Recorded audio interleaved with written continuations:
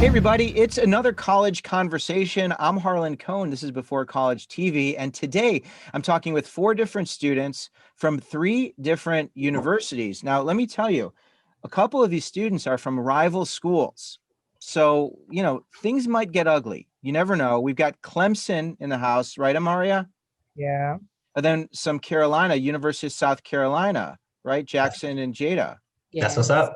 That's right. And then Montserrat, you're bringing in coastal Carolina, correct? Yes. You like the beach. You hang out at the beach a lot. Yes. Do you go to the beach ever?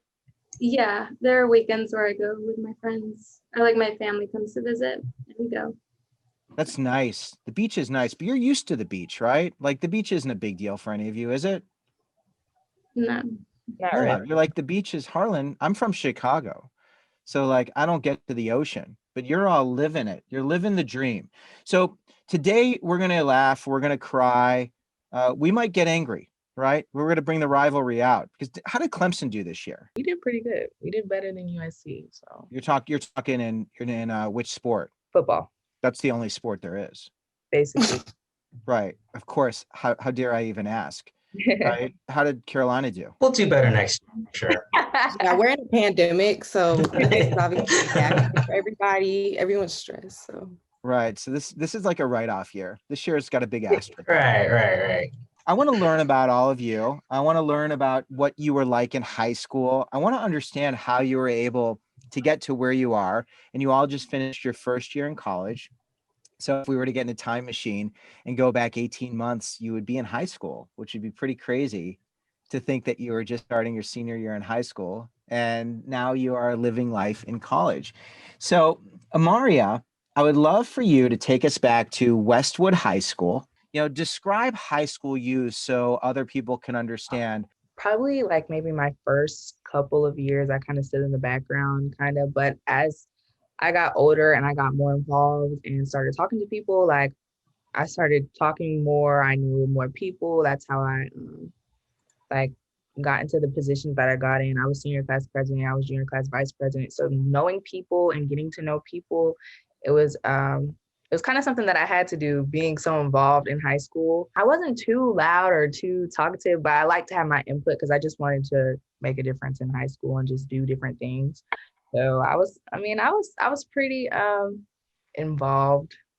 So I guess Yeah. that's how I knew people, but I wasn't necessarily like loud or trying to be the center of attention, but I was pretty involved. Right. So you didn't need to because you were president. Like you don't need to make noise when you're president because you could just walk around. And it's like, I don't need to tell you who I am because I'm president. I'm not saying that's maybe that's how I would feel. Like I'm like, hey, I don't need to impress anyone. I'm the president. Were you a pretty good student? Yeah, I was a pretty good student. I was in like AP honors, probably all of my 4 years Yeah. of school, things like that. And then Miss Westwood pageant, were you the winner? Or is there a winner? So yeah, so my freshman year, I was Miss Freshman. My sophomore year, I was Publicity Princess. It was like who raised the most money. And then I skipped it my senior year, and my junior year, I was Publicity Princess again. So there's a Miss Westwood, but that's senior, and my friend won that my senior year. So you didn't get that. But Yeah. like, people probably wanted to be you, right? Like can I ask you about your love life? Are you cool with that? Sure. All right, you don't have to answer like any of you. You don't have to answer, but I'm just trying to paint the picture. Did you have a relationship in high school? Like was there someone that you were with? Yeah, I dated a guy throughout high school. So you're like, so you had your significant other, and because I'm just putting it together, and I know, Jackson, like everyone wanted to be a Mario, right? Yeah, I can see why. Right. Well, it's very complimentary, right? But I mean, on paper, right, Amaria, like it seemed like your life was pretty darn good. Yeah, on paper, yeah. Right. And then you went to college and you got shaken up a little bit, right? Yeah. Right. And I don't and like that's so interesting. So we're gonna learn about that. And I'm so grateful you're here because and just to like take a step back, like I know your life wasn't perfect and I know there was drama and I know there was so much, but when you're a leader and you're out there, I don't think a lot of leaders show it and let other people know just how hard it is to stay at that level. Right? Would you say that's true? Yeah, that's true. I agree. It's a lot of pressure. And I think that that people don't get that. So it seems great to be you, but I was like rejected. Like, I was barely liked for most of my high school years. It was easy because like the bar was so low. It's like, oh, something good happened. Wow. Like this is great. But when good things happen, when you start off freshman year, it's like, whoa, like now things got to stay good. I think, could be. We'll see how this unfolds. So Montserrat, it's wonderful to have you as well. You are a graduate of Richland Northeast High School in Columbia, South Carolina. Is this all correct? Yes. What's your mascot at Richland? It was a Cavalier. A Cavalier is a what? It was kind of like a, I don't know how to describe it, but it was like a warrior kind of thing. Like a horse? It's not an animal. Yeah, I think it was on a horse. Like a strong horse. Well, it was a person. It wasn't an animal, but Okay, the Cavalier. So it's a I'm just, it's just curious to know for our Richland students, because a lot of Richland students who will be, who have a lot of Richland Cavalier pride. Seems like you don't really take the Cavalier part, didn't really stick with you too much. it kind of did, but not so. I'm just being silly. So wonderful. So take us back, Montserrat, to your high school years. Describe you. I know you were very involved with lots of different things, from National Art Society to orchestra, involved with book club. But were you like really loud in the book club? Were you quiet? Were you real involved? Just kind of give us a glimpse into your life. Throughout high school, I was like really shy. Still kind of am. My first like freshman and sophomore year, kind of like on my own a little bit, developed like a small friend group. Then like junior, senior year, I started to like get more involved with like clubs and stuff. So it really wasn't until later in high school that you started to find the confidence to do some of the things that that I was just talking about. Some clubs I started in freshman year, but wasn't really involved until like my junior and senior year. Are you real shy in college? Yeah, a little bit. I mean, Yeah. I was more quieter back like in middle school. High school helped me out like a little bit. Well, that's good. I think it's great to know that you can be shy and you can get places. You Yeah. know, like I think that there's this misconception, but you warm up, right? It just takes you a little while to warm up. Yeah, and also the people surrounding you kind of help you out. So. Yeah, and you, how many siblings do you have? Do you have any siblings? I have two younger sisters. Okay, so you're the oldest, and then you're a first gen student, right? Yes. So you're the first one going through all of this college stuff. Yes. And I imagine that wasn't easy. No, it's a lot of figuring it out by myself. Okay. Few help, but yeah. So during our conversation, I would love to know how you figured it out. So if there's other students who are feeling a little bit overwhelmed and not quite sure, knowing that you got through it, I think is really helpful. You could be like kind of a big sister to lots of people. That'd be great. Amaria, do you have siblings? Yes, I have 4 younger brothers. How many? Oh. 4. 4 younger brothers? Yeah. And you're the oldest, obviously. And so you set the standard. Yeah, kind of. Just Yeah. I think there's a lot of, I'm the youngest again, like there's no pressure being the youngest. All right. I think when you're the oldest, it's kind of like, I got to do this right. And there's nobody who's done it before me. And I think there's also parental pressure a lot of times, I think, especially I think, being a first gen student, there's so many sacrifices that a lot of first gen students feel their parents have made, that weighs heavily on their shoulders.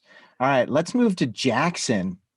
Jackson from Raleigh, North Carolina, but you've lived in Columbia most of your life. You're a graduate of Spring Valley High School. Mm-hmm. And you graduated from Spring Valley. So take us into the life of Jackson at Spring Valley. Paint a little picture of what it would be like to see you and observe a day in the life of Jackson.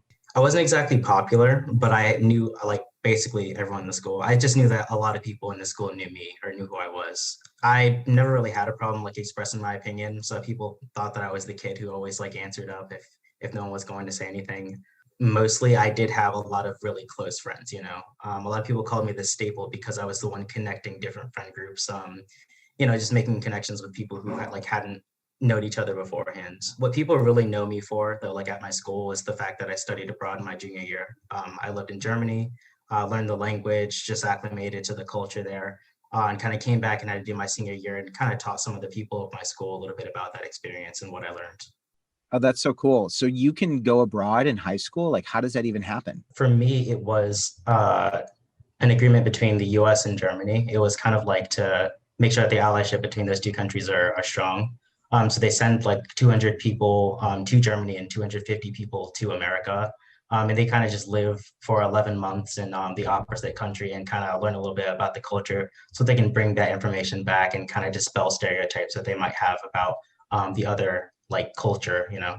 How did you get picked for that? Did you apply for it? So it was an application. It was fairly competitive. I think a couple thousand people applied and a few hundred people were selected. But I applied through the Department of State and I was picked by Congress basically to represent them. So like, how does anyone even know about this? I've never even heard of something like this. Well, Valley has great advisors. I had one advisor that said, "Hey Jackson, you look like you might be good for this." I came in one day, I had the paperwork, and my advisor looked at me in the eye and told me like, "Yeah, you're going to get this if you apply." And since then, I'd been working closely with her through like college, through my entire exchange to kind of like get good information. So it's possible, but like it's definitely why I tell any student who goes to Valley now, like make sure you talk to your advisors because they always have great information. All right. So who's this advisor? That would be Lisa Bishton. I don't know if you're gonna like, talk about Yeah, her, let's but like give her a she's a shout great. to Lisa. I mean, like, because if anyone knows Lisa, it's like, I mean, Lisa changes lives, right? Yeah, truly. She has helped me so much. Yeah. I mean, any of you, if there's people who have impacted you, like, we'll give them a shout and let other people know, because I think that's what just creates dreams, makes dreams come true. And it's no joke. Like, so again, who is it again? It's I don't want to mess Lisa up. Bishton at Valley. So was Lisa involved with Gear Up, associated with Gear Up? No, she wasn't directly involved with Europe. She was just more of my career advisor. And she knew about this exchange program to Germany, and then you apply to this thing. Do you have to pay anything, or is it a scholarship? It's a scholarship. So I don't know the exact amount that the scholarship covers, but I knew that I didn't have to pay for flights. I didn't have to pay for like home or like house and board because like I got a host family while I was there. The only thing I really had to pay out of pocket was just like personal spendings, like if I needed food or something, but the program basically paid for everything I needed. I even took a German class because I was struggling a little bit to like get used to the language. So I took I think a 10-week class for like beginners. And the scholarship paid for that as well. So I didn't have to pay anything out of pocket for that. Oh my gosh, that's the coolest thing. Yeah. I never even knew about this. We gotta, so what's the name of it? Okay, it's called the Congress Bundestag Youth Exchange, and it's through CIEE. So we're going to post a link in your description. And Sure. if anyone's interested in this, they can check it out. And if they have questions about it, they can reach out to you. Are you cool with that? Perfectly fine. I love to talk to people about this. Yeah, that's just the coolest thing. When you were talking and I interrupted you, I was going to ask you the dumbest question, or I shouldn't say the dumbest question. I mean, there's no such thing as a dumb question, but I interrupted your flow I want to ask you about the food. I wanted to ask you about like, what's something you ate in Germany that you were like, wow, this is really good. Spargel, right? Which is like asparagus, right? But it's like big asparagus and it's white. And you eat it with schnitzel, right? And I don't think most Americans know what schnitzel actually is. I think they assume it's something sweet, but it's actually like beef or some other type of meat that's like tenderized and pounded really thin, covered with like a batter and then fried, and then served with like lemon and rice. Yum. So what is it? What was the first part called? What was the first part called? Oh, spargel, right? Spargel with schnitzel. Right. That's your favorite thing. Yeah, probably that I had from Germany. That's awesome. All right, that's fun. Cool. All right. Wow. Interesting. Jada. Hi. It's great to talk to you. It's great to have you here. So Jada, you are a graduate of Ridgeview High School, right? What's Ridgeview's mascot? The Blazers. So the Blazers. You are a proud Blazer. Yes. A proud Blazer attending the University of South Carolina.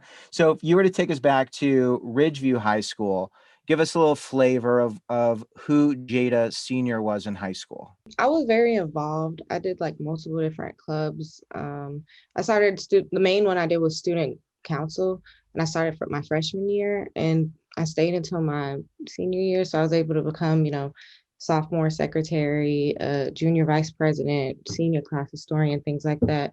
I also was in a program it's called School for the Arts. It's not a magnet, but it's like a school within the actual school, if that makes sense. So we would like concentrate on certain areas of art throughout the entire time.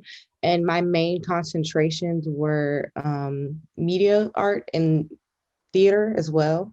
I would just always try to get myself in any kind of club or organization I could do. Just, I always had volunteer and community service hours. I was always doing something.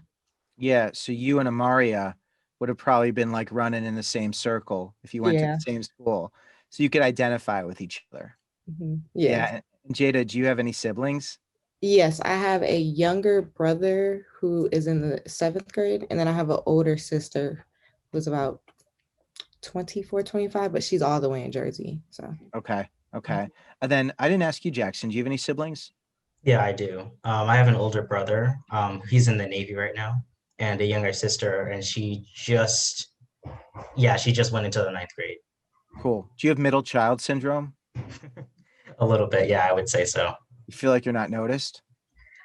I wouldn't say that exactly, but like definitely, I feel like there are things that I could get away with that my older and younger sister could definitely not. When you went to Germany, did anyone know you left? Yeah, I think that was felt, but I tried my best through my Instagram and like through my other social media to keep my friends and family back at home, like updated on like what was happening. Yeah, I was just being more silly of like the middle kid, like no one even knows the middle kid's gone. No, probably not. 2 months later, they're like, "Where's Jackson?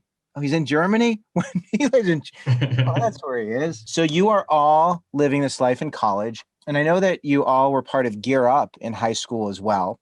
So I really want to understand, how are you able to go from high school to college, and when did you start to think of college? Was it just something you were always going to do, or was it something that you decided you were going to do? And when you were thinking of college, even younger, when this idea came up, like what was the biggest obstacle? Like what's the thing that would stand in your way where you're like, I don't know if I can do that, or at least the conversation that your family would have. So Jada, I'll start with you. So this whole college thing is going to the University of South Carolina. And you're a nursing major, correct? yes, So it's a yes. a tough major, really interesting major. We'll hear about that. So I want to hear how hard it got for you too. But take me back to just, when did you think that you could go to college, and how did that experience unfold? Well, I'm first generation as well, but I just never thought I had any other option personally, because I always knew, like, even when I was younger, I'm not military material. And I know that I don't want to go straight into the workforce. So I really had no other option. So I never like sat and really thought, can I do this or should I do this? It was just my only way of going. Did you know that you were going to be able to go? Were you concerned about affording it? Were grades an issue? Just tell me some of the things that concerned you. There were never an issue. Affording it, I would worry about, but I always knew like I would be in debt regardless. So it didn't really like phase me. I just know I would take some loans out. And then the only time I was worried about if I would even get into school was when I realized I was going to go to USC. The way you apply to it, you have to apply to the actual university and then to the school itself. So you could get into the university, but if you don't get into the nursing program, before your freshman year starts, you can't start it at all at the school. Oh, So well, that was something that worried me.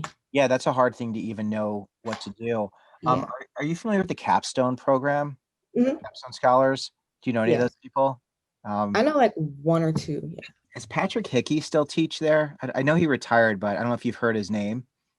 I honestly don't know. Well, let me tell you, he is amazing, and I think he might be coming back to do some work. He was, head of a program within nursing, and he's climbed Mhm. mountains. He's at USC, and I know him, and I know some people in the Capstone Scholar program. I'll send you a note to just like, maybe, I don't know if you're on Facebook or whatever, but just to introduce you to him, if you want. If you want me to stay out of this, No, yeah, I would love to. this guy is one of the most amazing people. He is like all about supporting students and helping students, and it's just one more person. And like he does this trip where every year, they didn't do it this year, but every year they go abroad and they do like a service. It's kind of like a mission work. It's just, if that interests you at all.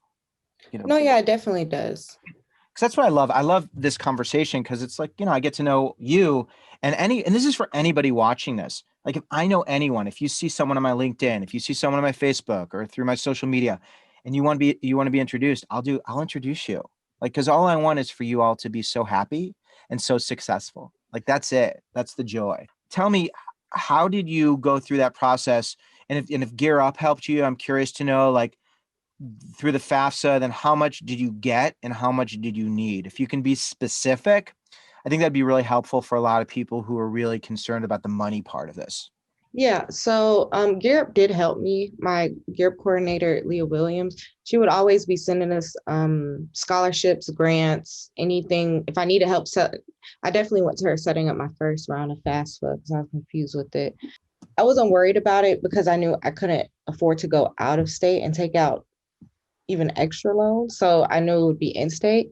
So with it, to go here, at least with my nursing major, before any type of financial aid, it's around $13,000 a semester. I get $7,000 of that. I mean, sorry, $5,000 now, and then I'll get the $7,000 once my life STEM extension kicks in.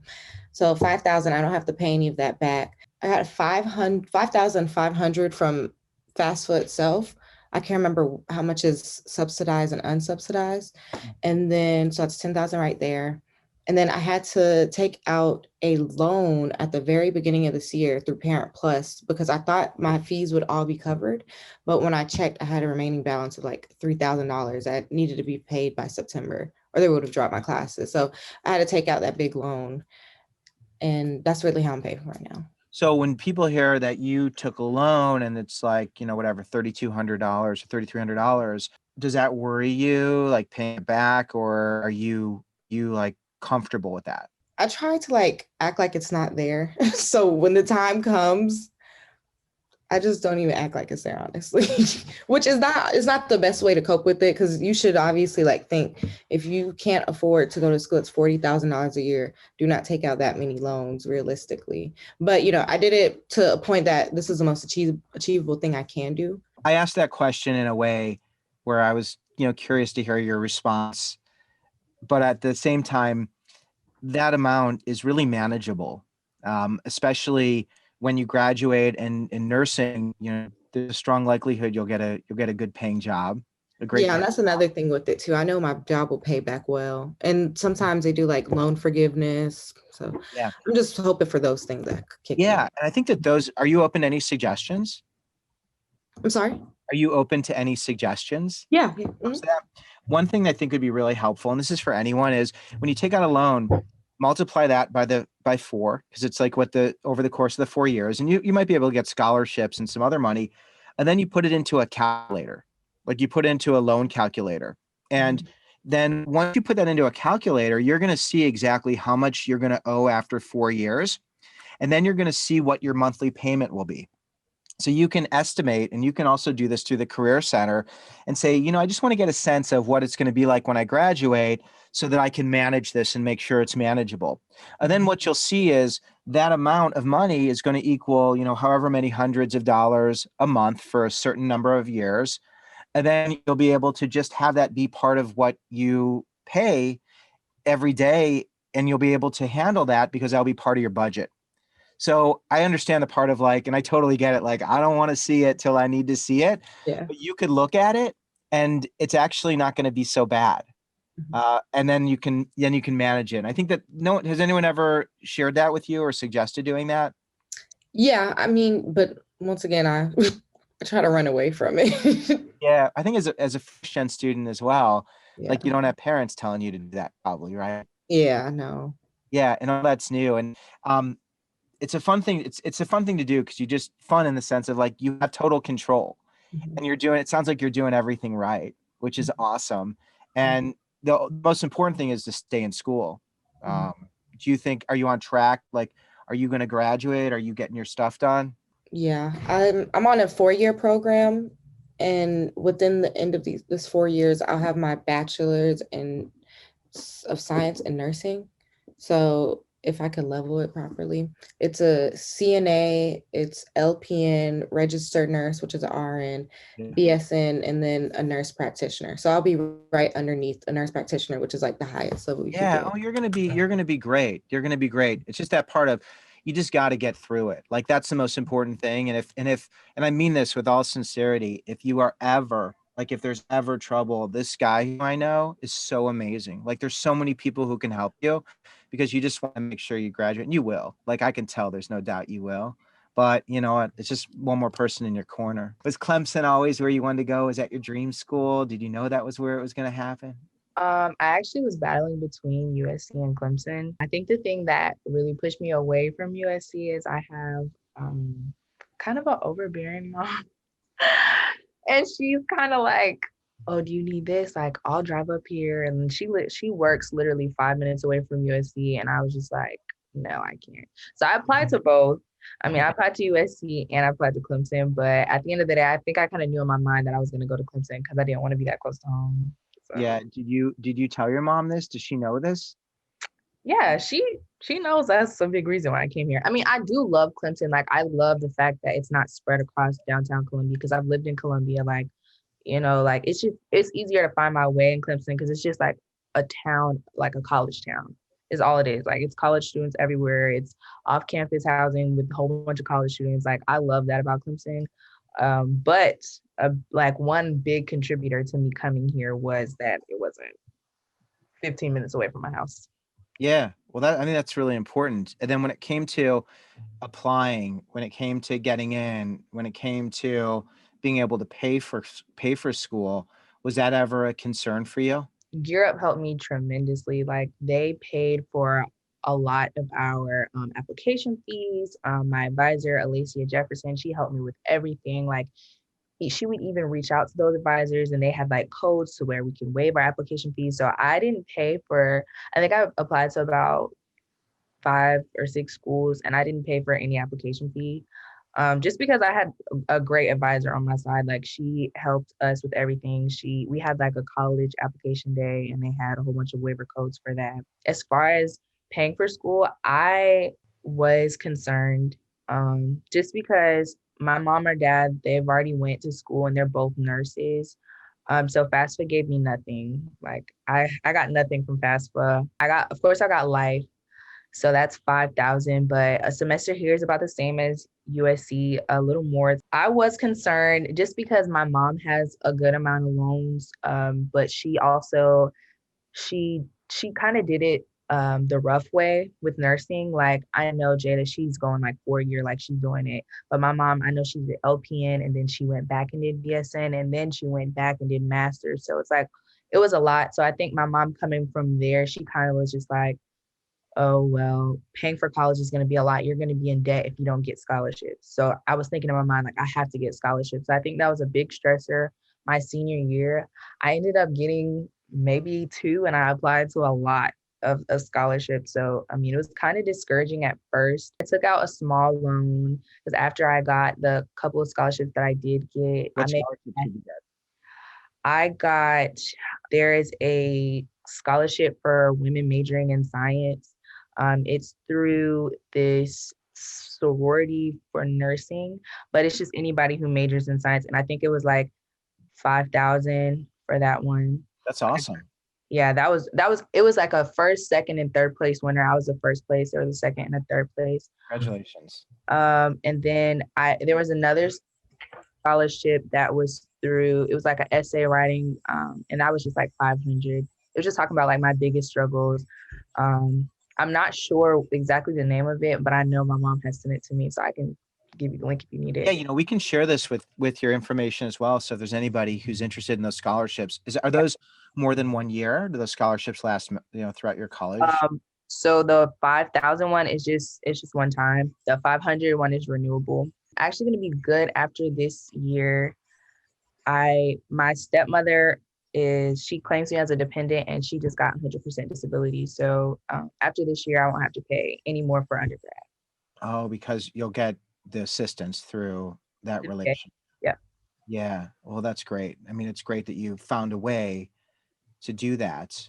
And I did take out a loan before, and they were talking about forgiveness, but I don't know how that whole process works. But I have a small loan out, and I think my mom took out a loan too because we wanted to make sure everything was paid. Didn't want like my classes to drop. Yeah, I was stressed about paying for college though, because it's a big responsibility, and it's not just the tuition. It's I need to have this. I need to have a computer. I need to have books. I need to have like something so I'll make sure I can take it to the bathroom. Like I just need to have so many things. I had to have a checklist, and that's not included in your tuition. Like right.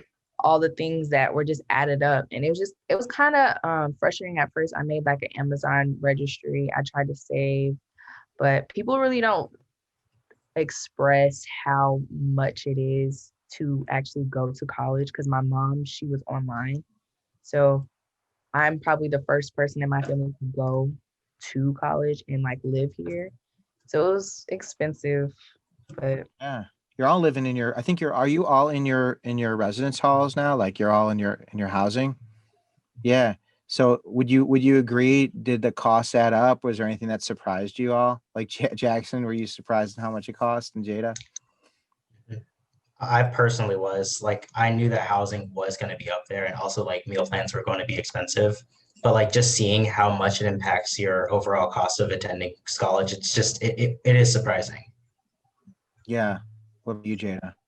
Yeah, it definitely surprised me alone how much they charge for the actual on-campus buildings. Because honestly, I know a lot of people can't live off campus as a freshman, but you would save a lot more money compared to loans. Like if you could stay in a suite, and it is like $6,000, five whatever for the year, but if you could just pay that rent 500, 600 a month, it's usually a little bit cheaper. But I understand a lot of people don't have the money to pay monthly. So, and that's what I didn't do. But even little things like she said, like you need to buy one of everything new that you already had in your room. So the bed sheets, pillows, toilet paper, soap, washing, laundry detergent, everything adds up really quickly. Yeah. And if any of you have suggestions, and we'll get to that about living on campus and just college, just being on college, if there are any organizations or any groups on campus, like I know there's a lot of resources when it comes to if you need help with that stuff. And I think I don't want anyone who's watching this to be intimidated and being like, oh my gosh, like I can't afford any of that. Like, how am I going to do this? Because in the same breath, there are like so many people who want to help and so many resources on campus, right? Like would you all agree with that as well?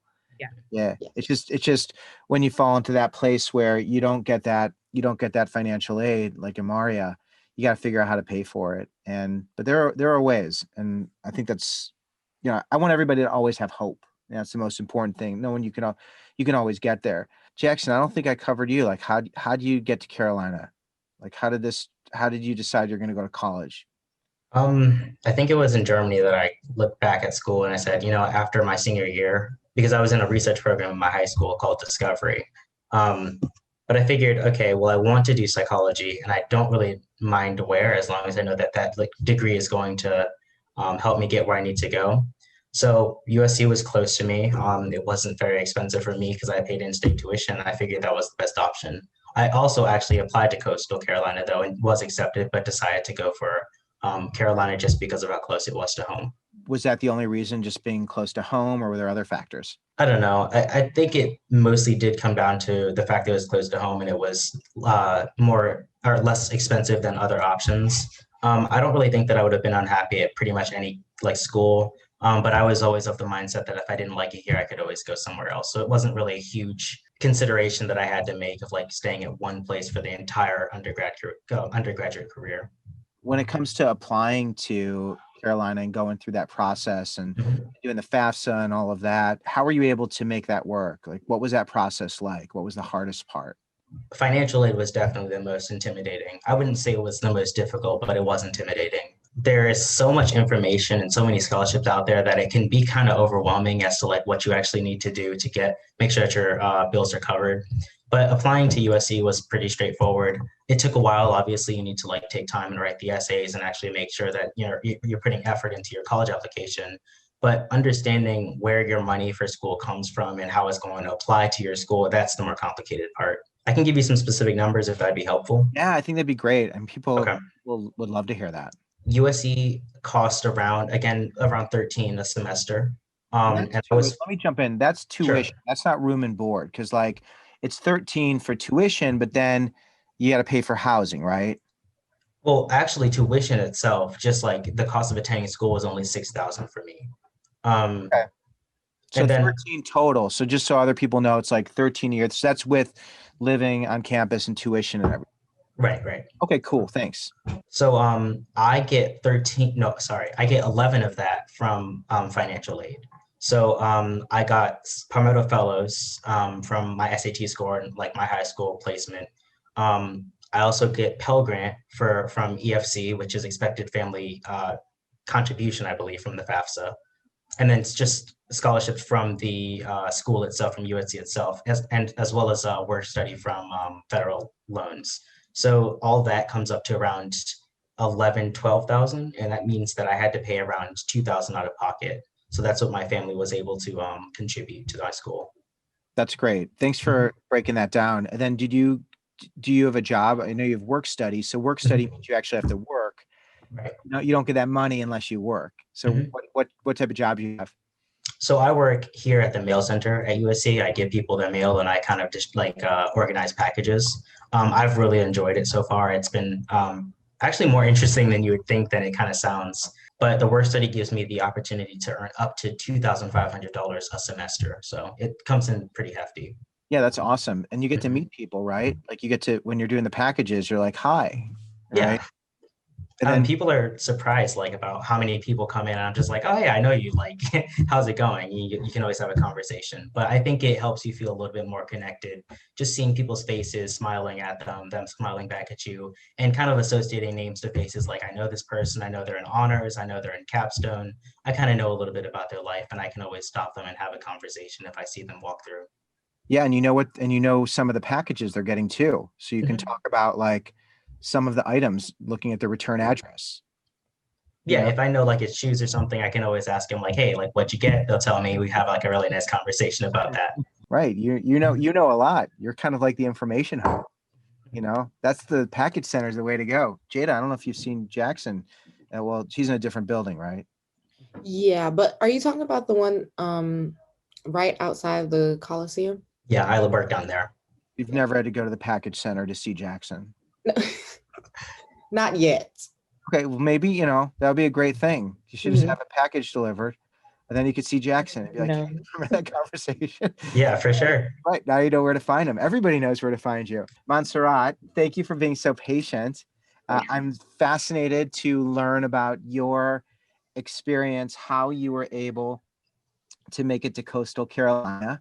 Uh, give us a little insight into your college journey from Richland to Coastal. It's a part of this program called Avid. And so basically it's kind of like a class that you take. And I took that throughout the 4 years in high school, and it basically helped me get into college. Like my teacher, Miss Rel, she gave us advice and really helped us with applying to college and finding scholarships and stuff. So, you know, being first generation, it was kind of hard finding like my ways and stuff. And so Ms. Rel was really like a big impact with me going to Coastal and like just going to college. So tell me some of the biggest challenges you faced going on that journey as a first gen student. Like financial aid, like applying to FAFSA, that was like one of the biggest struggles. Like I had to do that on my own. Our school offered us help for that, but the thing was that your parents need like a social security number for that. And my parents didn't have that. So many people were like, oh, you can't apply for that. And so I had to like go out and find other help for that. So how were you able to work through that? So if there's someone else who is in that same situation, they can avoid dealing with what you had to deal So with. the main thing with the social security was one of the like biggest thing. And from what I can remember was that you just have to like put in zeros for that information to be able to like continue to do that process.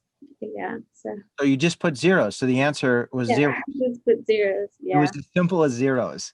You know, someone else told me that. I heard someone else say that their Gear Up advisor help them to put zeros. And I was like, oh my gosh, really? Like that's Yeah. right. So you were still able to go through the process and you were able to get financial aid? Yes, I was able to get grants. So my dad doesn't have to pay as much as like maybe like 2,000. No, yeah, 2,000 a semester. So Okay. That's really reasonable. What's your major? it's hospitality resort tourism management. Yeah. So do you want to, what's your dream, Montserrat? Oh, okay. I do want to travel after college, get like a job at a hotel, starting in South Carolina, maybe like branch out later in the What kind year. of hotel? Still figuring that out, like still Yeah. trying to see. You think Yeah, like a resort or like a Hampton Inn off the highway? probably like resort. You Yeah. don't want to do a Hampton Inn off the highway? Hampton Inns off the highway are very nice. I stay at a lot of Hampton Inns when I travel. I know many of them. Or it could be, it doesn't have to be a Hampton. It could be. So anyway, the point is more of like a resort Yeah. than like a motor, like a quick little stop. Okay. And then what would the dream job at that resort be?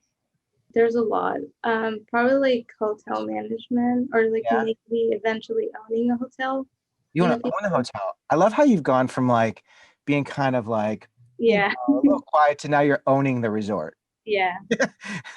But really you'd like to do that. You like the business side of it. Yeah. That's exciting. And do you know anyone who does what you want to do? Not really. You're Yeah, like the first one, I guess.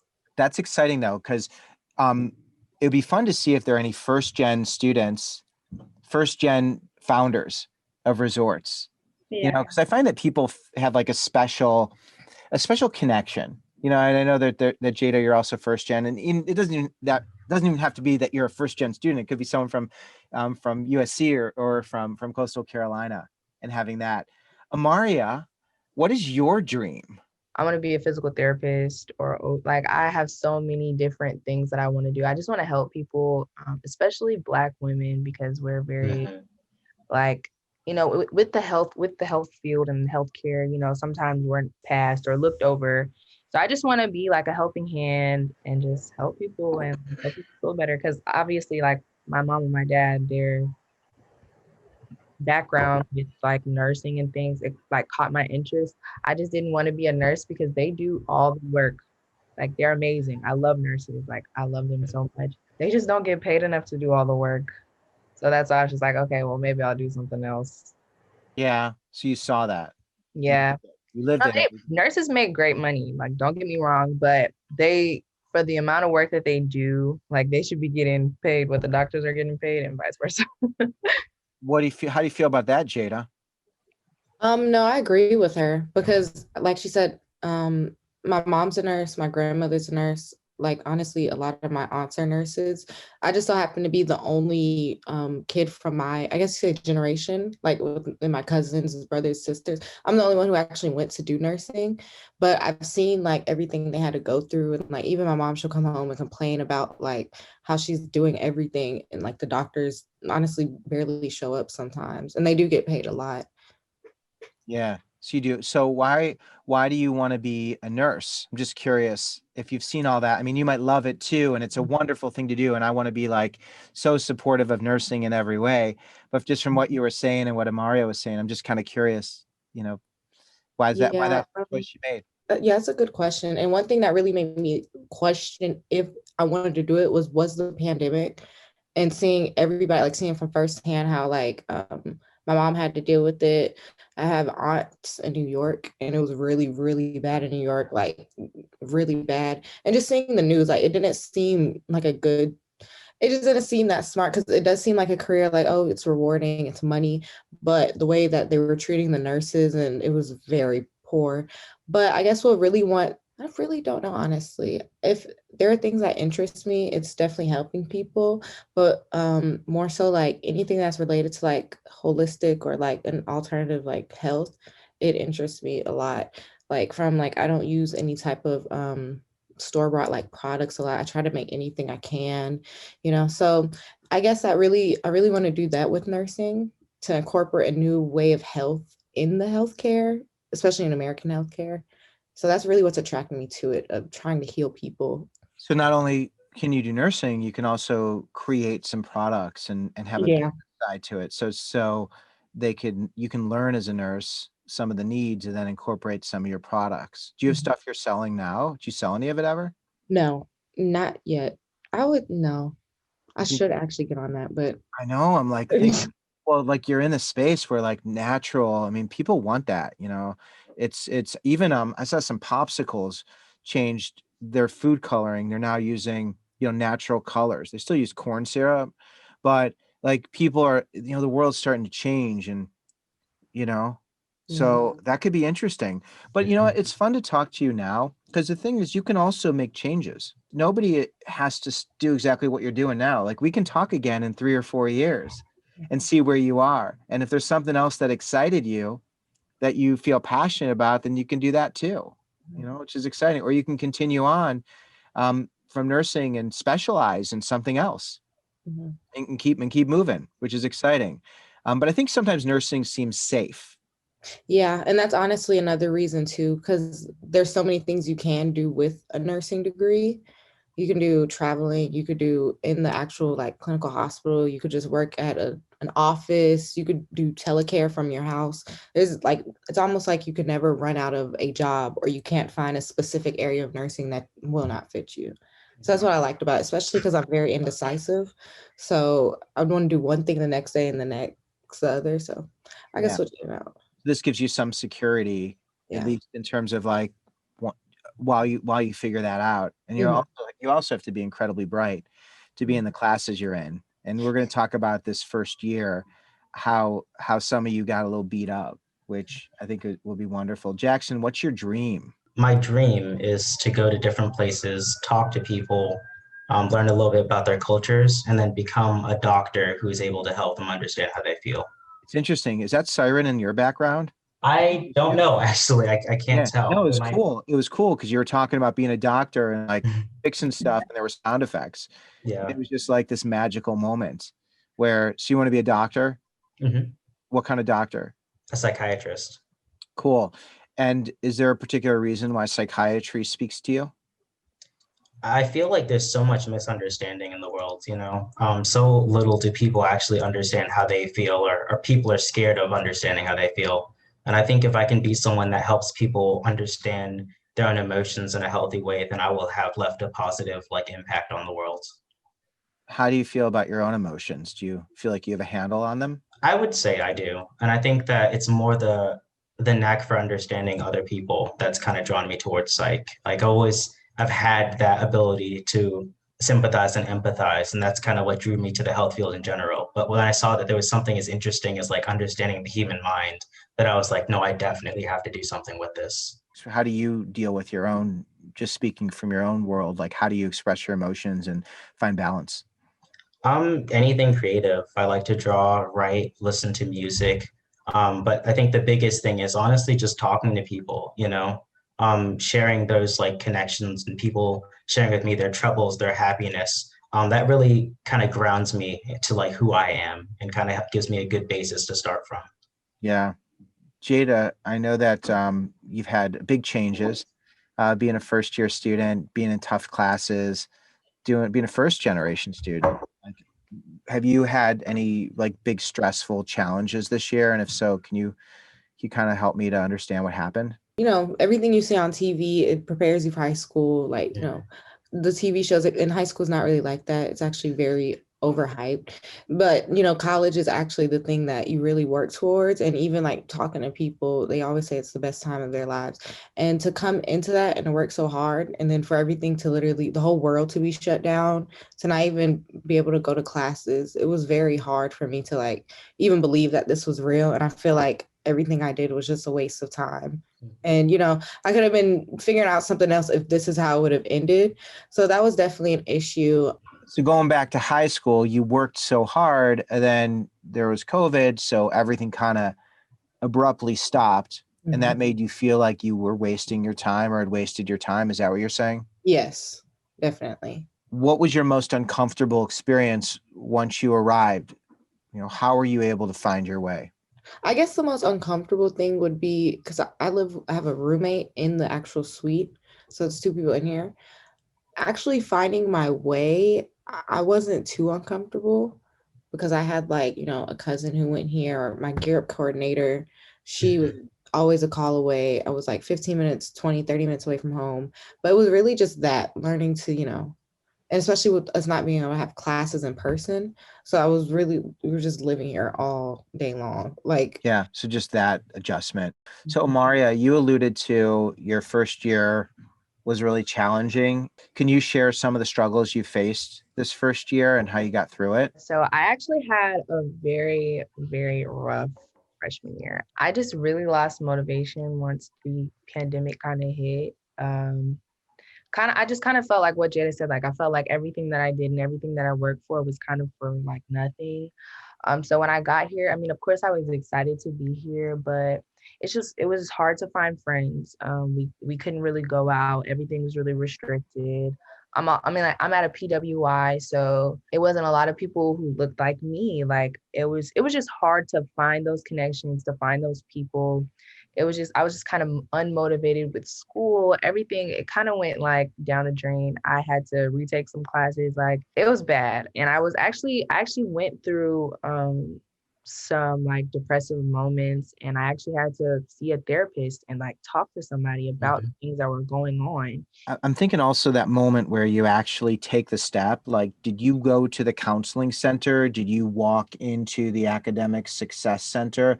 Like that moment where you're like, I'm walking in. Like, do you remember that? I initially didn't get help from Clemson. So I was here one night and I got on the phone with my mom, and we kind of had like a very serious conversation about some of the things I was thinking and feeling. And that night I actually went to the ER. So I was actually at the hospital for maybe 4 days. And then I came out, and I kind of had like some help. Like people were just setting me up that same day. The hospital set me up with Clemson's um, Right. therapy and counseling. And I really didn't know too much about it. I mean, I knew it was there. I always knew it was there, but I didn't know how easy it was. It was like really an easy process. I got on the phone with the lady at the hospital and she was like, yeah, there's an appointment this day. And so then I went, and it was really easy from there. So I really just got on the phone with my mom and just had a conversation with her and told her, like, was honest with her. And so from there, we were like, okay, well, we need to take these steps so you can, you know, and that's you're lucky that your mom can recognize those feelings and be like, get some help. But then I think that one of the takeaways is there's so much help for students, and I think that that's one of the hardest things is to just see how many people who want to help you. And I think you really illustrated at Clemson, you're able to find a support system. And the minute you said you needed help was the minute where all of a sudden, like it seems like the world kind of opened up, and it was like, we're here for you and we want you to be successful. Are you going to stay at Clemson?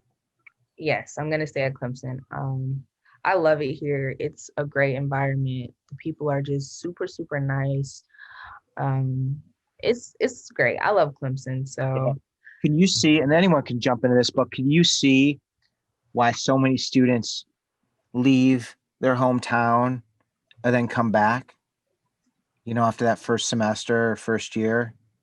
I can definitely see why people come back after that first semester or first year, because it's just like this is new, and some people don't want to come out of their shell and like really embrace different towns, different people. You know what I mean? And it's really hard. Like if I went to USC, I would be way more comfortable just because I know people there. I'm very used to downtown. Like I've lived there like my whole life, so I'm so used to everything down there. But coming up here, the change and seeing the different people and just like meeting new people and having those different connections is like a different feeling once you get used to that feeling. Yeah. Once you get acclimated to everything that's here.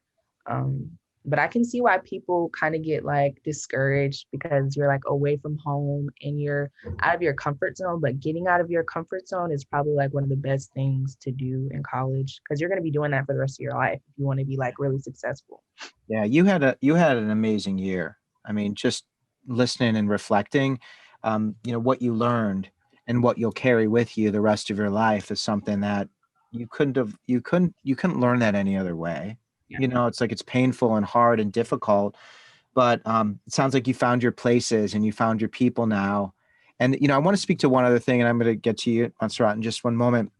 You mentioned how important it is to support Black women. And then you also mentioned how finding people who looked like you was a challenge. And I know that there are lots of students from, lots of programs, lots of Gear Up programs, just from your high schools who are going to run into some of those same challenges. And that's something that, not only you can speak to, but anybody else can speak to. For starters, I want to put it out there, Columbia, Westwood, Richland too in general is majority Black. So I was going from majority Black school to kind of a PWI.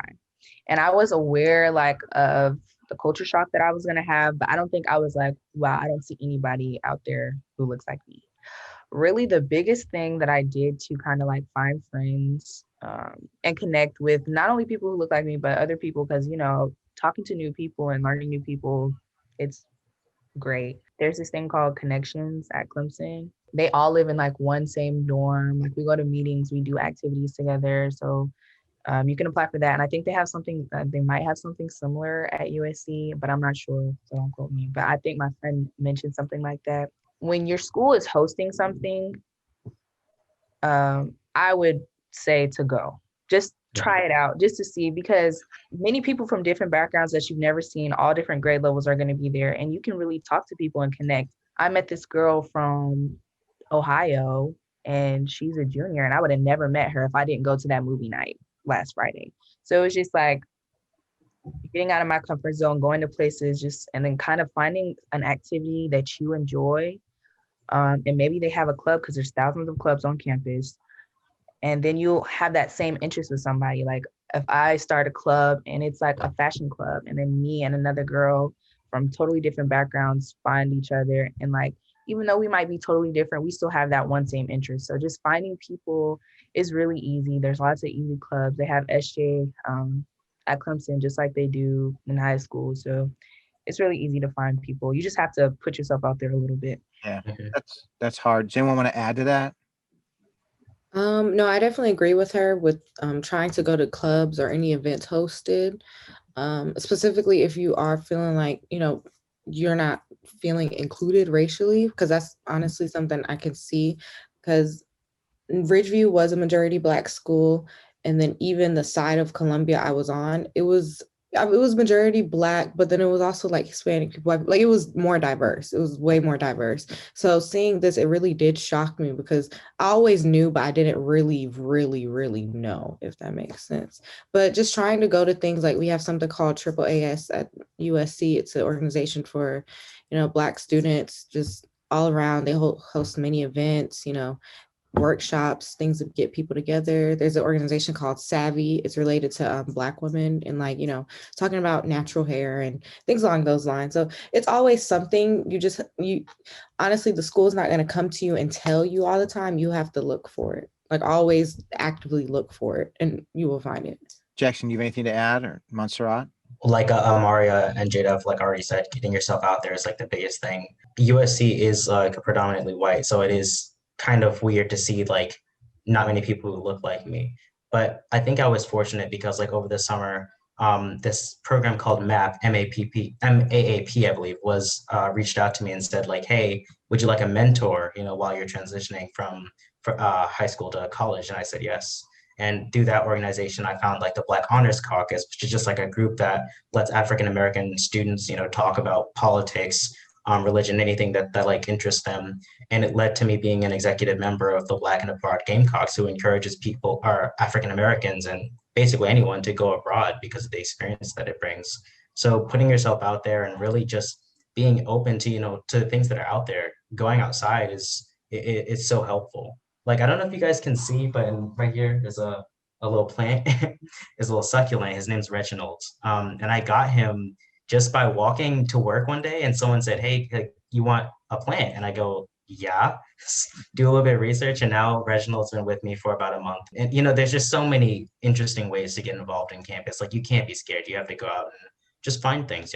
It's interesting. I didn't know going to USC. I mean, I know about some different schools, but I thought USC was a more diverse community, and Clemson. I know there's parts that are, parts that aren't, but where you live and where you spend your time, it seems like it was a really dramatic difference. I do think out of all the South Carolina schools I could think of, USC might be the most diverse, Yeah, other than like USC Upstate. Sorry? Yeah, PWI, like, Yeah. yeah. Yeah, that wise it is, but only also because it's such a big school and it's a D1 school. So, that attracts a lot of people like throughout the country. But it's once again like Corona really messed up a lot of things. Yeah. So if it was different, if it was a regular world we were living in, I don't think it would still be a culture shock, but at least you would know where to find people, where exactly to go. But now it's just a little different because everyone is distanced. Did you do in Montserrat? You included, especially you and Jada, I know, like a TRIO program or student support services, organizations that are designed for first generation students. Sometimes it's first gen, or you have or you're low income, or whatever. There's certain criteria to be in those programs. Did either of you participate in any of those programs? Yeah. No, you didn't seek those out. No, and I don't know. For those who aren't familiar with those programs, I just want to put that out there. It's like TRIO is awesome, and there's TRIO programs all over. And then there's the student support services that, if you're a first gen student, you get access to all of these resources, and sometimes there's even money and tutors. And that MAP program, Jackson, sounds really cool. How did MAP find you? Think on my application, I just said that I was African American, and they said, okay, like I can see that. Maybe you're interested in this organization. So again, they reached out to me, said like, hey, if you're willing or able, like, this group is here, you can get your mentor. And I still speak to him to this day. He's been very helpful. It's just, I think that it's a really good resource for African Americans who are like just looking to get involved on campus. I was talking to you before we were starting our conversation, the importance of having your three places. And I think so many students don't know how to find their places. They don't think about their places, especially when they're in high school. And one of the things that I hope people who are watching this can see is, wherever you go, whether it's Coastal Carolina, whether it's USC, whether it's Clemson, whether it's, you could go through the list of schools where students, whether it's, a community college, it's where are the three places where you're going to do something. So finding your places is so key for anybody who's watching this, making sure that when you go to these schools, like, where am I going to find those support? Where am I going to find my community, my friends? What's been the most challenging part, the most uncomfortable part of your first year at Coastal Carolina? The most challenging would have been like being motivated to kind of continue in a way. Like it was all like a new environment, and I wasn't really prepared for it.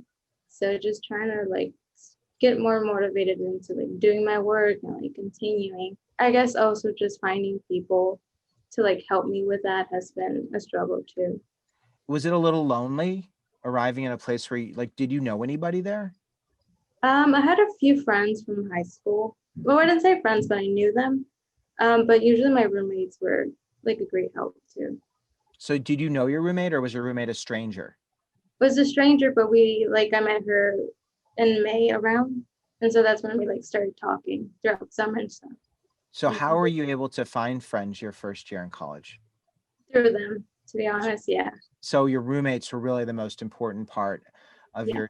your experience. And then you're part of the honors program, right? Yes. Yeah. So tell me a little bit about that. Like, how do you get into the honors program, and how can somebody else get into that program? So I know when you're applying to college at the beginning, they ask you if you want to like join the honors college. And so I know you have to do like an essay for that. At first, I didn't do that. My first semester, I was in part of the honors program. It was like towards the end of the semester where they asked me if I wanted to be in it. So I think I did an interview and I did an essay. And at like December, like late December, I found out that I was accepted. And that's this semester is when I started getting involved with the honor program. Cool. So once you got on campus, you learned about the honors program, and then you applied. And how did you learn about that? Well, the person who's in charge of it reached out to me and told me that I'm eligible to apply. And so I did a research on my own. I asked one of my professors who I had to take for University 101, which is like a class that every student has to take here. So I asked her more about it, and yeah, she really like told me a little bit about it. I did my own research and emailed the person in charge of it to like figure out like the requirements and stuff. And so that's when I decided that They call it coastal. Like, what do people call it? I want to yeah, make or Right. CTE. CCU. When you're thinking of going to CCU, did you think about the places where you were going to make friends? Like, did you investigate, like, what am I going to do so that I can create some connection and community? Like, were those questions that you thought about?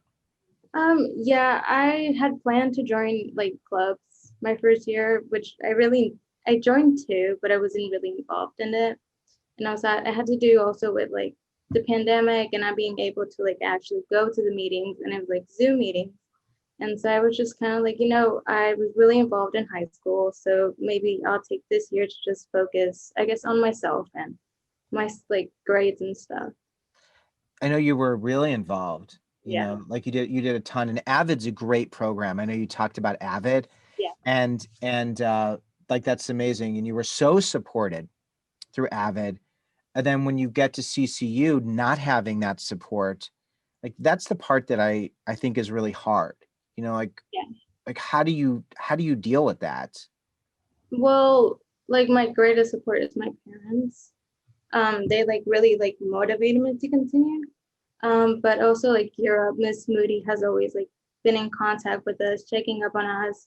I know she came to visit us a couple weeks ago, and we just like got together and like chatted. She like checking up on us, always offering help, and that really helped a lot. Tell me specifically how Miss Moody helped you with the Gear Up program. She offered us like money for our textbooks at the beginning of the semester, so that I know that really helped. I know there's like a Gear Up group here at CCU, so she gets in contact with them and they get in contact with us, and we have like meetings, we have like time management, like meetings and stuff.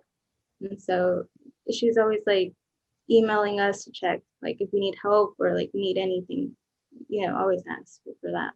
Are there more people in high school that were really instrumental in helping you to get to CCU? My friends a lot.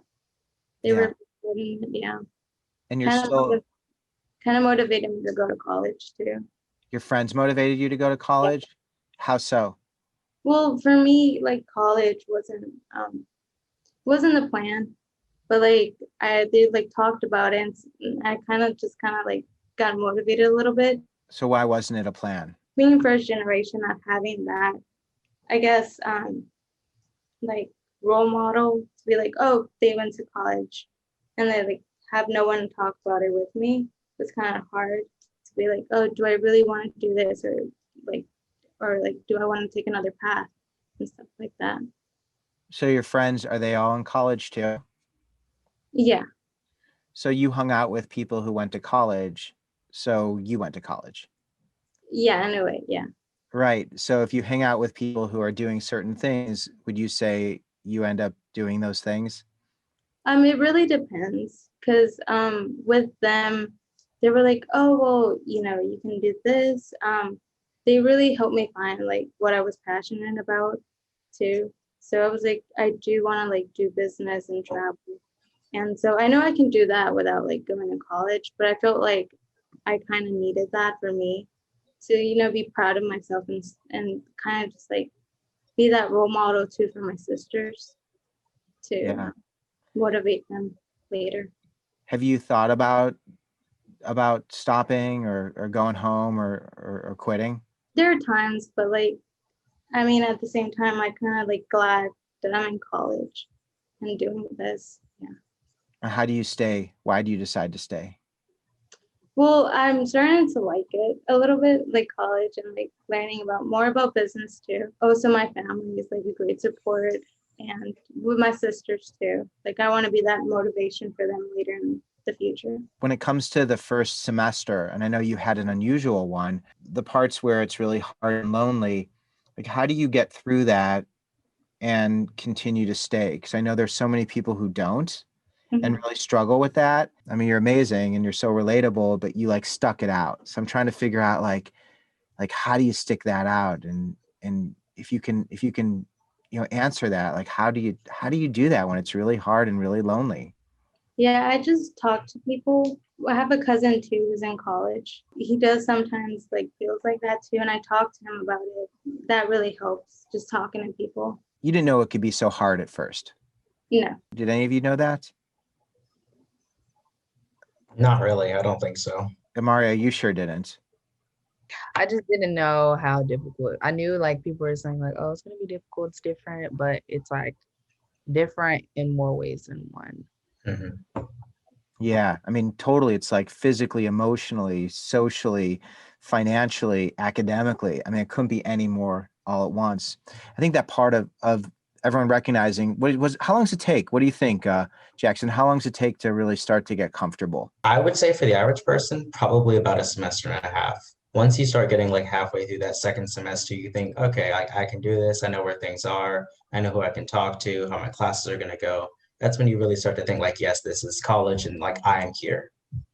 Yeah. What about you, Jada? How long do you think it takes to start to like feel like I'm going to be okay? I'm gonna overcomplicate this question, but like when I first came, I felt comfortable and everything was going well. And then all of a sudden you could just feel uncomfortable after being good for 5 months.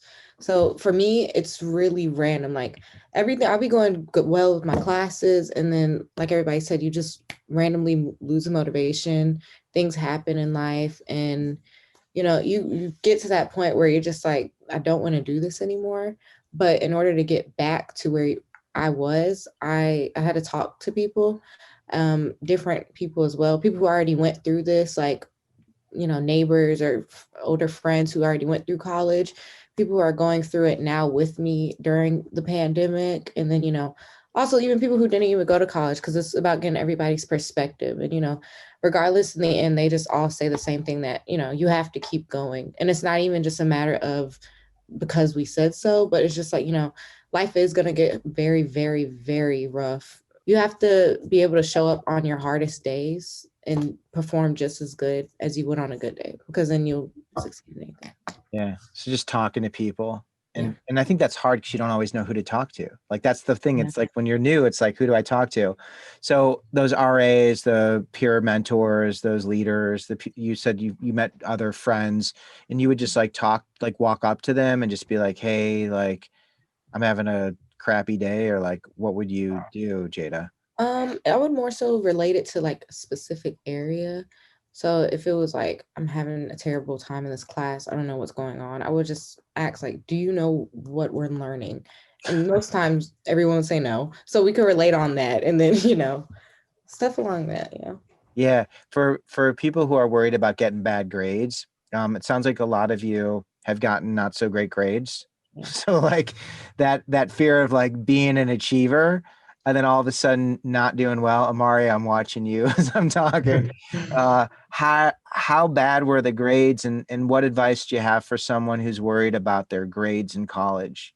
My grades weren't like horrible. They just weren't what I'm used to, But Are we talking C's, D's?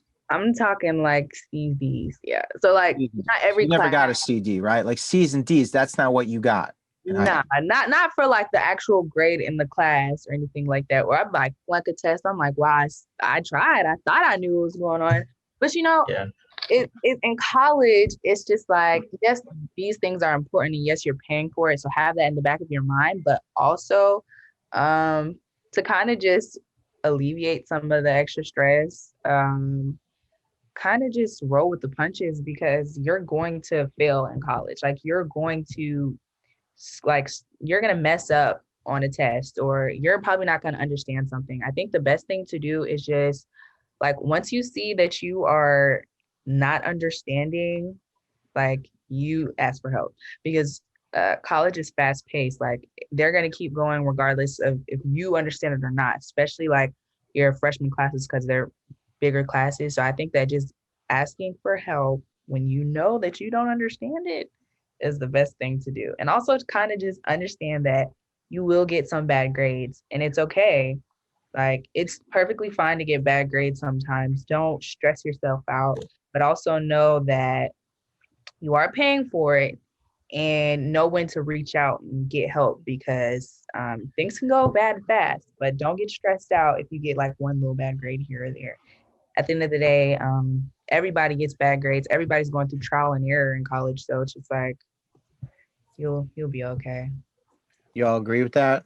Yeah, Mhm. Those definitely.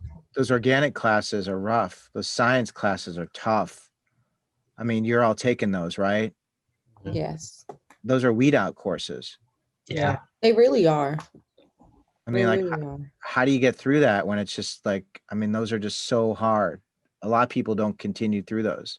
Do you drop them, withdraw? Like, I don't know if you have any other suggestions on that of just like, how do you deal with those really hard classes? If it's something like you thought you want to go to school to become a doctor, but you really are interested in psychology or like business, drop the class because drop the major, drop everything and do what makes you happy. Don't just keep doing it just because that's what you said you were going to do the first time you got here and because it was expected of you, because you're going to waste money, you're going to waste your time, and you're going to waste your happiness. And none of those things are worth any of that.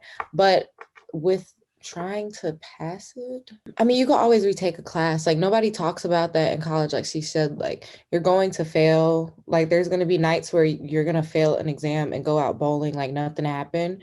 And that's just really how it is. Like, you just have to understand, like, I mean, it happened. I will try to do better next time. And if I don't, you can always retake it. It's Mhm. going to cost, but you just can't just give up, you know? So you could take that, retake it, then you get to use the new grade, the better grade. I heard there's something at USC. Once you've failed the class, you have to fill out this form called grade forgiveness or something. You retake the class, and then I can't remember if they average it out or they pick the highest one. I Yeah. really can't remember how it goes, but something along those lines. Yeah, be good to retake it so you Yeah. can do that. So it's not the end of the world. I just have like two more questions and we'll wrap things up. But for those students who are just so beaten up, like especially our high school students who are like, this is the worst. This has been the most awful year, and they're just not motivated, or maybe they're failing their classes. There's a lot of students in high school right now who are just, they've lost all motivation. Can you give them a message to help them to just see like you got to keep going? Jackson, do you have anything to speak directly to them? My biggest advice would be like go outside. I know like that might sound weird, but like go outside, talk to people, experience life, do things that you enjoy. School is important, right? But like if you're burned out, which we all are, you're not going to put out your best work. You need to have some sort of reset. That's like important. And, our school system doesn't really teach about taking care of like one's mental health and one's, actual just like life in general. It is important to just like go to the park, hang out with friends, like Jada was saying, if you fail a test or, you're stressed about a homework assignment, go do something that you enjoy, shake it off and keep moving. You can't like let those things pile up. School is important, but like there's this thing in between school and like, relationships and family like called life, and you actually have to live it. And I feel like if more people were to like do that and actually enjoy the time that they have just living life, that school would come a little bit easier. What's if someone interprets that as like, I totally like Jackson, I love that, I'm not even going to go to school because I'm just going to go to the park, live life. Is that what you're saying? If that's what makes you happy, then yeah, if you think that your life is going to be completely fine, that you're going to be able to take care of yourself and find another way besides college, then there is absolutely no problem with that. Like life, you should aim to be happy, aim to be Yeah. successful. I think it's really important to at least have one or two people in mind of who you want to be. So, like, if you don't know who you want to be and what you want to do, and you don't have a path, then I think that you need to find that within you to just keep going. Find the balance, but to keep going. Yeah. So, I don't know if you agree or disagree with that. You don't wake up every day and feel motivated. Like I have to go to med school one day. I'm not every day looking forward to taking the MCATs and going through med school and having to do a residency and going to psychiatry school. It's overwhelming, but I have to balance. I have to reset, and that lets me have more motivation moving forward. Yeah. Yeah. Mario, a message to those high school students who are just burnt out and are not really motivated to go back and do anything. Honestly, I think that I would just tell them like this is like a small moment in your life. You're in high school and the journey has like literally just begun. The hard stuff has just now started. You know what I mean? And I know that it can be overwhelming and it can just be like something that you think, oh, I can't do this or I won't do this. But then again, like you also have to think about your mental, like can I actually not do this? Or am I just thinking like, oh, I'm burnt out, I don't want to do this, like you can discourage yourself and you can make it to where you're not successful. But you always have to have like affirmations in your mind that you can and you eventually will. Just know that it's just a small moment in your life. College, going into the workforce, going into the military, college, those are the starting of your life. Being in high school is just something that you can look back on 30 years from now, but then think you're like 17. I'm not even halfway living, I didn't even live my life yet. So just think about, oh, you don't want to do this, but how can this benefit you in the future? How can going to college benefit you? How is that going to put me in the position that I want to be in? If I thought that not going to college would benefit me in the future, I wouldn't have went. But knowing that I needed that degree and I needed that knowledge to keep me going, even though I didn't know if I was prepared, people have done it before. I just thought, like I can do it too. I would just tell them that this is a small moment, like you're burnt out now.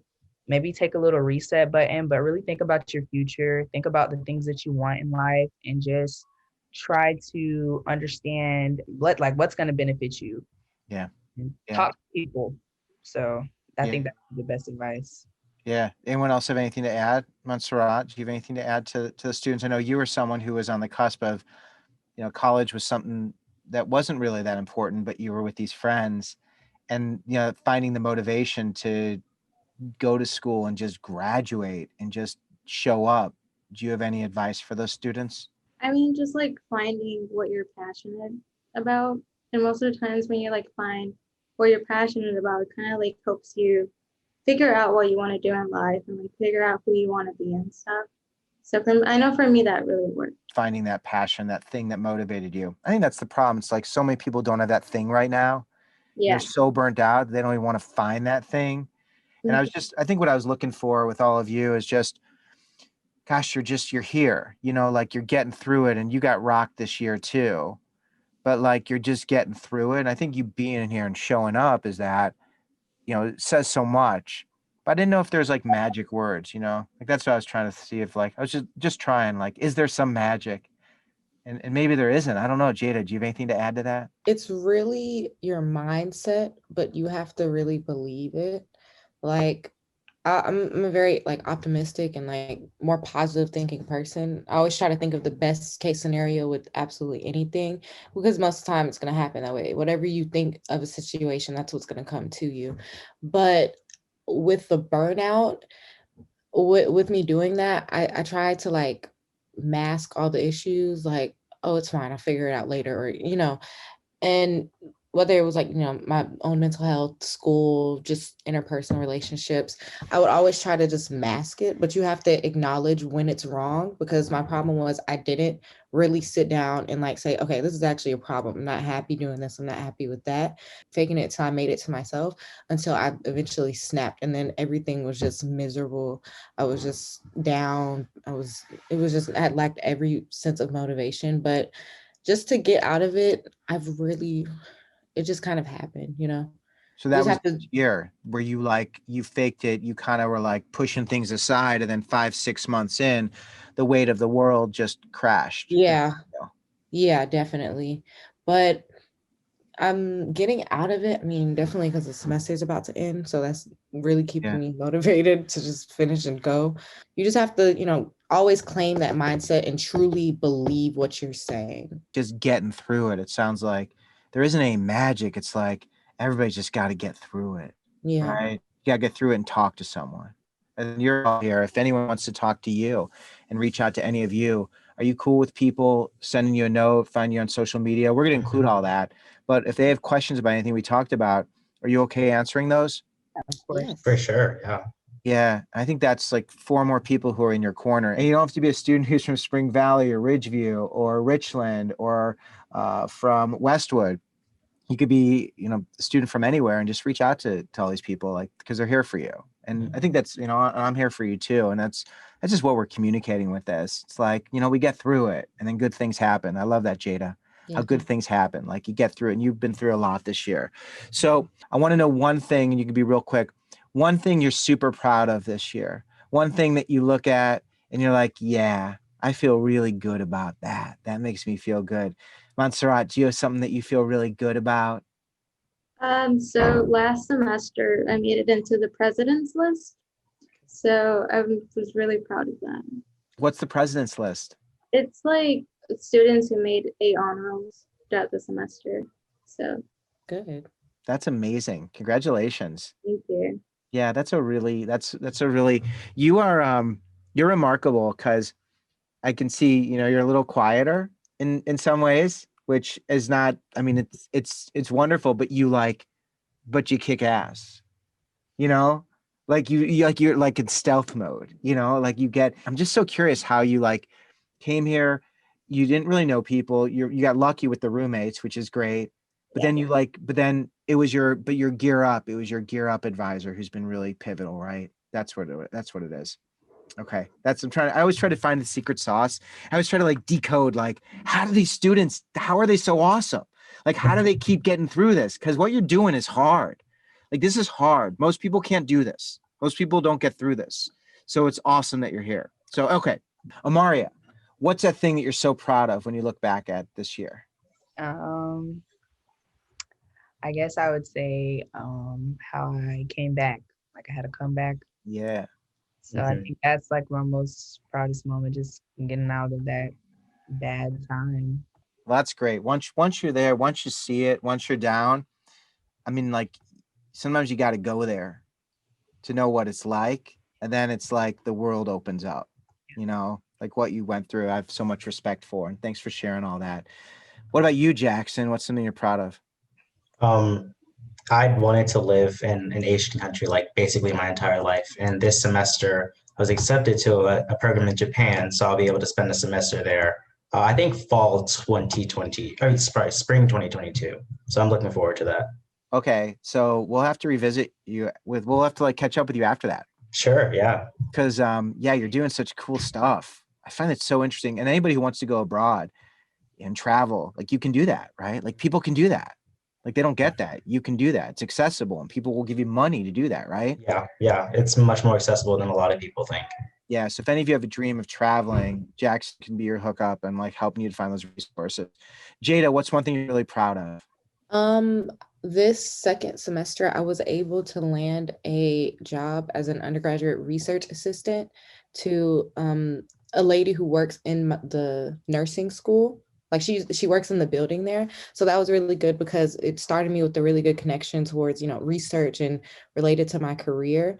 Yeah. And I also get paid. And then it was also really good because it's related specifically to, she focuses on lung health, like lung cancer, but using more, once again, like holistic or like natural ways of, helping patients alleviate the symptoms of lung cancer. So it was really, it fell in line because it relates to everything I'm interested in. How do you find that job? It was actually through this thing where the actual College of Nursing was emailing people and telling people about something called ACORN, ACORN, and it's a specific program within the nursing school. But I applied for that and I didn't get the offer. But within talking to her in the email, she recommended me to this new lady and said, "I think you would fit here great, though," and I got the job through that. That's awesome. So you didn't get the first thing. I'm obsessed with rejection. I wouldn't even call that a rejection. It was kind of it was a different direction. It's kind of like a misrejection or rejection direction, redirection, whatever. That's so cool. That's so exciting. All right. My final question. This is legit. This is it. So you get to go back in time. You get to see freshman you walking through your high school. You get to actually walk up to freshman Jackson and freshman Jackson seeing this older Jackson, and he's very confused. He's like, how did this older Jackson get in the school? Somehow you shouldn't even be in the school. But somehow you got in the school and you're like, hey, psst, come here, kid. Like, come here, kid. I got to tell you something. So if you could go back in time and tell you and whisper something into freshman high school, your ears, Jackson, what would you tell freshman you? That it's possible to be successful and happy, and that you should strive to do both. That's great. Jada, what about you? What would you tell you? I guess I would tell myself that just do what makes you happy in the moment. I mean, always think about the future, but don't become so fixated on the future that you can't even enjoy the present. Montserrat, what about you? What would you tell freshman in high school you? Probably just like don't be scared and just go for it. Yeah. And you're doing it. Yeah. Yeah. Amaria, what would you tell freshman Amaria? I'd probably tell her to not lose hope or not to lose momentum. Like keep going, things will get better. Dark times do not last forever, basically. Yeah, that's great. And then one very last thing, if there's anything with your Gear Up connection and community, is there anything else that Gear Up had helped you to do? Or Gear Up helped me with everything. My Gear Up advisor helped me with so much. I went to almost every school in South Carolina through Gear Up. I didn't have to pay any application fees. I just got a lot of connections through Gear Up. Gear Up was something that helped me so much. Like it helped me with my books through college. Like it kind of tackled every kind of thing that we kind of pinpoint in college, or things that you're going to have to do. It tackled everything. I had SAT prep, ACT prep.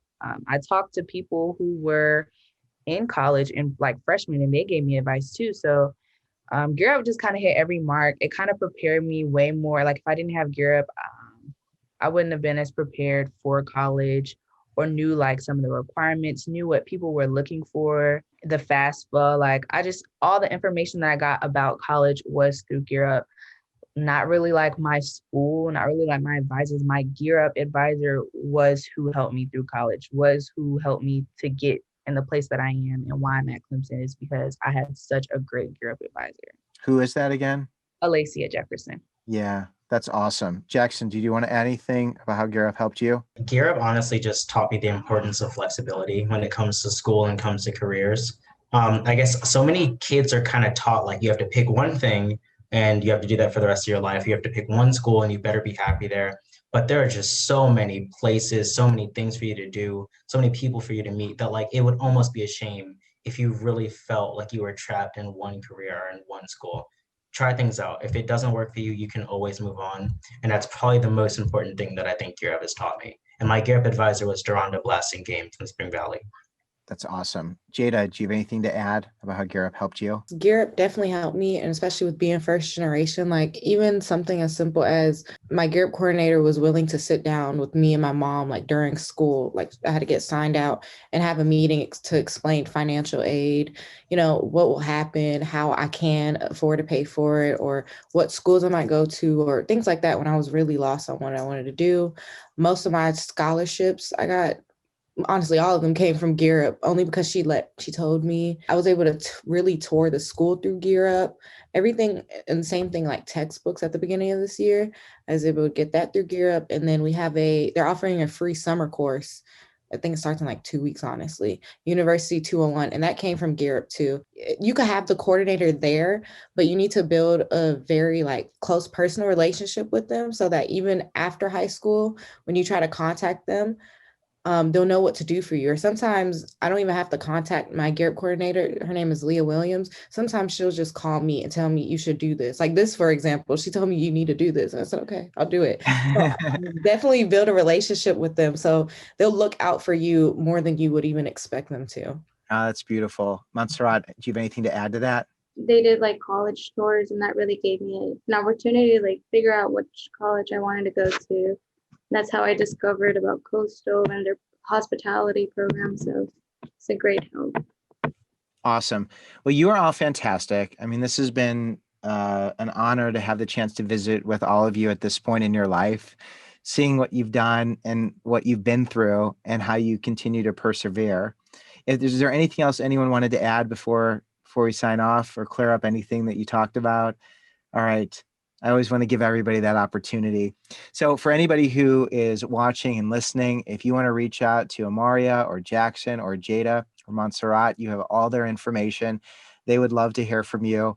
If any of you ever need anything from me, I'm grateful to be here and happy to be in your corner. For anyone listening, for anyone watching, I'm Harlan Cohen. This has been a college conversation. This is Before College TV, and I'm grateful to be here in your corner. I look forward to continuing the conversation. Thanks, everybody.